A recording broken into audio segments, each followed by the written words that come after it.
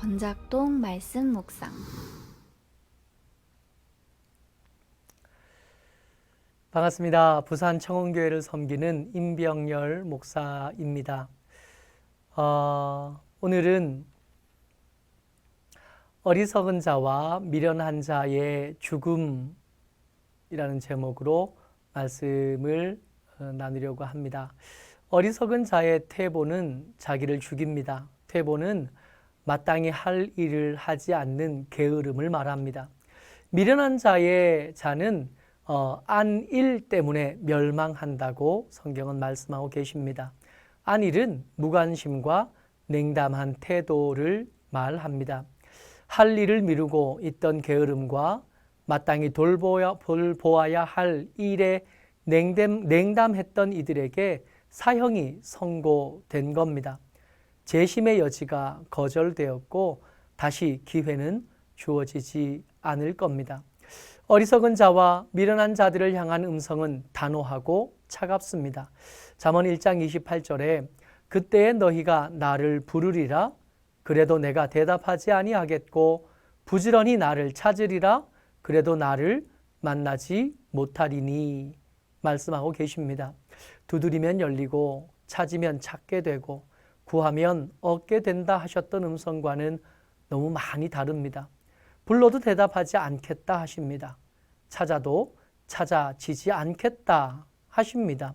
그러고 보면 우리가 하나님을 만나는 것, 하나님을 듣는 것, 하나님을 누리는 것, 그 모든 것들은 우리의 수고가 만들어낸 것이 아니라 하나님의 긍휼이 베풀어진 결과였던 겁니다. 잘 찾아서 찾아낼 수 있게 된 것이 아닌 거지요. 잘 부르고 크게 불러서 대답하심을 얻게 된 것도 아닙니다. 그동안 대답해 주시고 찾아져 주시던 하나님의 안색이 지금 변하셨습니다. 하나님의 음성에서 냉기가 풀 날립니다. 하나님의 모습에서 분노가 뚝뚝 떨어지고 있습니다. 일이 이렇게까지 된 데에는 이유가 있었던 거고 원인이 있었습니다. 잠언 1장 20절에 길거리에서 혹은 성문에서 있었던 일을 성경이 말씀하십니다. 지혜가 길거리에서 부르며 광장에서 소리를 높이며 시끄러운 길목에서 소리를 지르며 성중에서 그 소리를 발하여 이르되 라고 말씀하고 계십니다. 지혜가 전하려는 말이 있었습니다. 지혜가 반드시 전달하려는 이야기가 있었습니다. 지혜는 이 일을 위해서 기꺼이 길거리에 나선 겁니다.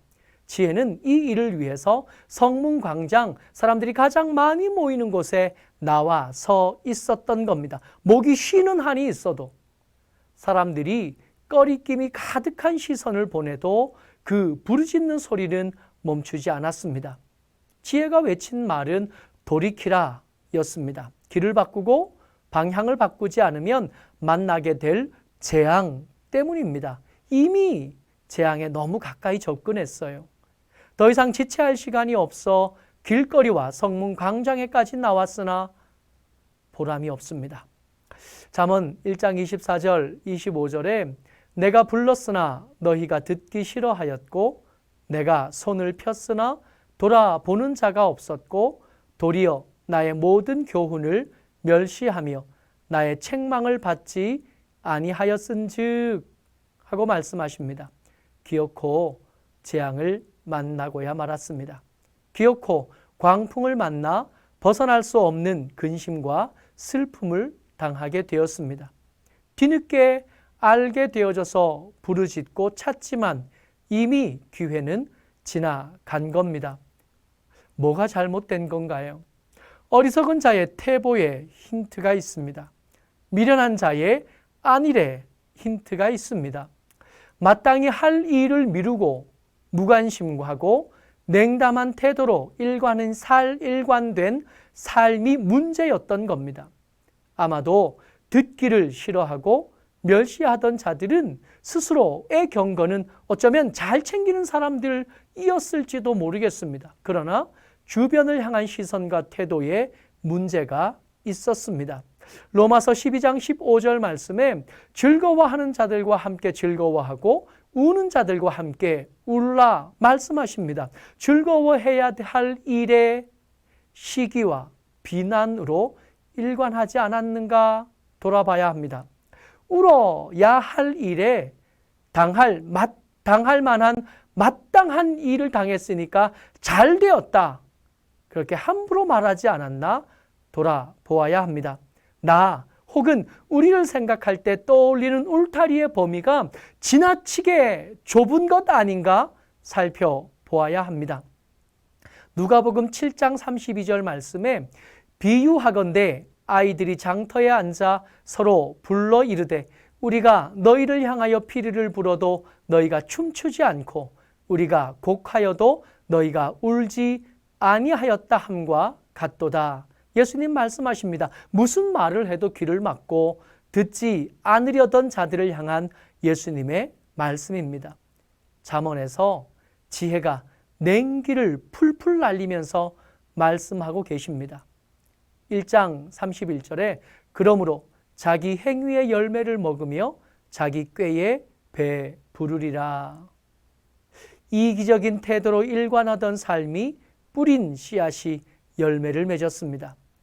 울어야 할 순간이 없었으면 좋겠으나 인생이 뜻대로만 되는 것은 아니니 울어야 될 일이 있을 때 그 사람은 혼자 울게 될 겁니다. 지혜가 목 놓아 외치는 소리를 들어야 합니다. 지혜가 무시와 멸시를 당하면서까지 외치던 소리를 들어야 합니다. 나 그리고 우리를 좀 더 넓혀야 합니다. 함께 웃어야 할 사람들을 향하고 함께 울어야 할 사람들을 향하지 않으면 닥쳐올 재앙 역시 혼자 감당해야 되는 겁니다. 돌이켜야 합니다. 적당히 타협하는 것으로는 부족합니다. 우리 주변을 돌아보고 우리 주변에 혹시 우는 사람 없는지, 혹시 웃어 함께 즐거움을 나누어야 될 사람이 없는지 살펴보고 그들과 함께 울고 그들과 함께 웃는 하나님의 마땅히 세워진 성도들 되시기를 주의 이름으로 축복합니다. 감사합니다.